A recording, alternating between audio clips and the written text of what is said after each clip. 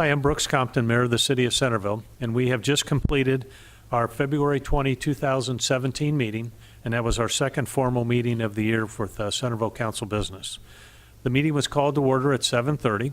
An invocation was given and pledge allegiance to the flag, and all council members were present this evening.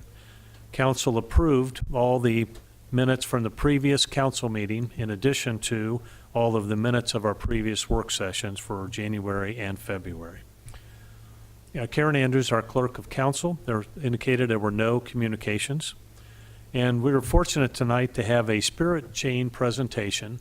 The advisor, Mike Dalton, brought the officers from the senior class at Centerville High School forward this evening to recognize their $60,000 contribution to the Ronald McDonald House during the spirit chain competition, which they have every year with Fairmont High School. And the Centerville class officers had an opportunity to talk a little bit about the presentation, and also then Karen Dempsey-Volke from the Ronald McDonald House gave an indication of what was presented and how that project and the spirit chain ultimately would be used at the Ronald McDonald House. So it was a very, very uplifting presentation and a great program which the Centerville High School and Fairmont have had for many years, raising funds for a charity. Next, we had a presentation regarding the Relay for Life, which will be May 20, and Jesse Stanley, who's in charge of that or participating in that this year, gave a presentation regarding the Relay for Life and how you can participate, and that will take place at the Centerville High School Stadium in May this year. There, you can find information about that by Googling, or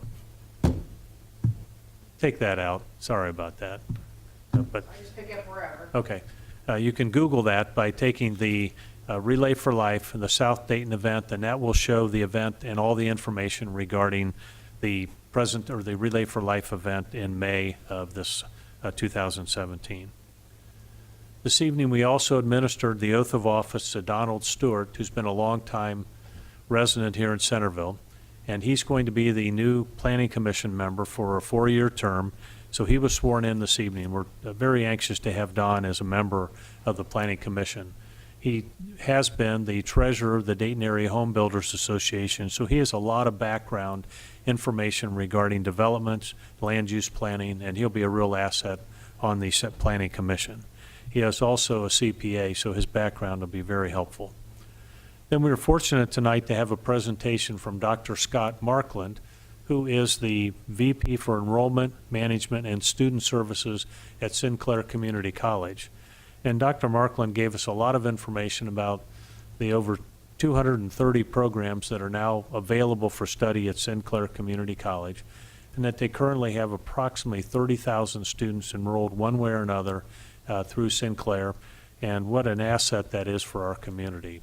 And he explained a number of items about the programs and how you can succeed in health programs and what success the students have coming out of Sinclair Community College and their ability to obtain jobs, and particularly how their excellent programs exceed almost all the requirements for the programs that are required that they're requesting students to participate in. Then we had official reports, very brief mayor's report, then council member reports, also very brief because we had a long meeting with public hearings this evening. Kristen Gottman, from Assistant to the City Manager, gave the community calendar, and then we went on to the report of the Planning Commission, which had 3 items this evening.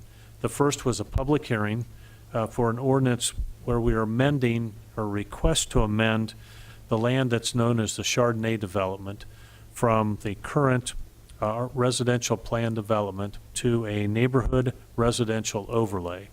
And this will allow for a denser multifamily development. It's currently zoned for 6 units per acre, but the neighborhood residential overlay will allow up to 14. And in this particular situation, the development company, Hallmark Communities, is asking for 11.7 units per acre. So the public hearing took place, a number of comments regarding the change to the neighborhood residential overlay, which had been approved by the Planning Commission unanimously, was also approved by council this evening with a vote of 6-1. Councilmember Engert voted against that. The balance of council voted in favor, and the ordinance was approved, amending the area to a neighborhood residential overlay. The second item, which was also a public hearing, was the preliminary development plan for the Gateway Lofts, which is the Chardonnay development to be put up there by Hallmark Communities. And that deals basically with the layout, a rough design of the development, and how many units in particular they will have, and the roadway structure. And in that public hearing, it was presented that there would be 444 units in this new development. And the preliminary development plan laid out all the roadways, and that was approved by council by a vote of 6-1. Councilman Engert did vote against this item, and it was approved by the balance. So the preliminary development plan for the Gateway Lofts has been approved, and now that will go to a final development plan, which they'll have an opportunity to present probably sometime in April or May. The next item was an application, and this was for the area that's bounded by Sheehan Road, Social Road, and Paragon Road, and that is the Raybold Farm. And that was just a record plan so that that can be recorded at the recorder's office for the description of this particular property, and that's just a basic layout of how that property would be developed. There were no standing committee reports this evening, and there were no other business under the official reports, so we went on to the consent agenda. And the consent agenda addressed primarily items that they're not really controversial, so we bring them up in one motion. Any motion on a consent agenda may be removed by a council member. It doesn't require a second, and it will be dealt with separately. On the consent agenda this evening, consistent with our budget plan, a number of items came up for approval: sidewalk and street repair, authorizing LJ DeWeese Company received some of the concrete program. Then John R. Jurgensen received the asphalt resurfacing program. And then we had a number of other items about purchases for items related to Yankee Trace or dump trucks for the Public Works Department. So all those items came up, and those were approved previously in our budget, and now the bids went out and the bids have been accepted, and we're going to have those items approved by council, which they were in the consent agenda, and then ultimately the purchase orders will take place with their approval.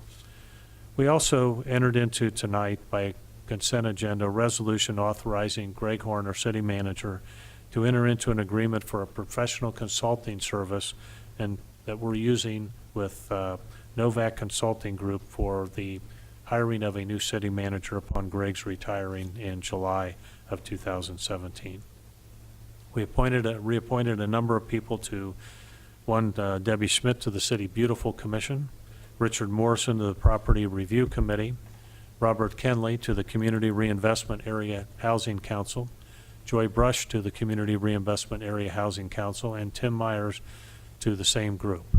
Then also appointed Don Stewart to continue as a Board of Tax Appeals. We had one item on the consent agenda which was approved, and that was a resolution to oppose what the governor has proposed in his budget, and that is to take some of the authority from local governments, in particular the Centerville Local Tax Office, to be able to monitor the tax collections. By what the state would like to do is start easing that process up to Columbus for collection of the income tax through the Department of Taxation. City staff, city council, along with almost every other municipality, I'm not aware of any that are in favor of this, oppose the state taking control of the local collection of income tax. They simply are not prepared to know what items should be collected, who lives within the city, who should be paying city income tax.